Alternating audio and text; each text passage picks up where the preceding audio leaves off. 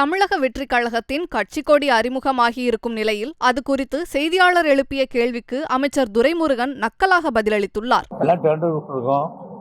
ரெண்டாவது, இப்போ மழை தண்ணி இருக்கு, இப்பெல்லாம் ஒன்றும் பண்ண முடியாது. இப்போ இதெல்லாம் தண்ணி இறைக்கிறதே வேலையாக இருக்கும். அதனால கொஞ்சம் காஞ்சி பிறகு தான் பண்ணுவோம். அந்த சப்ஜெக்டாக வைப்பாங்க, அதை பேசிட்டு வருவாங்க. எங்கள் செக்ரட்டரி போயிருக்காரு.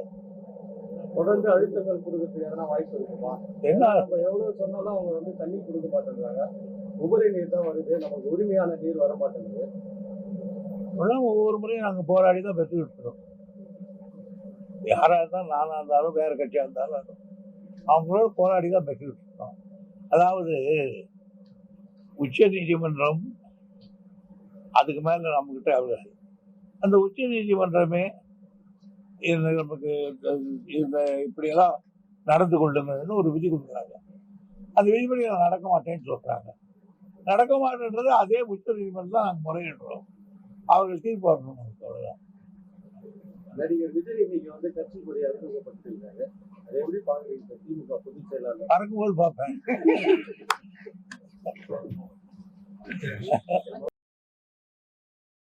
செய்திகளை உள்ளது உள்ளபடி தெரிந்து கொள்ள ரெஃப்ளெக்ட் நியூஸை சப்ஸ்கிரைப் பண்ணுங்க.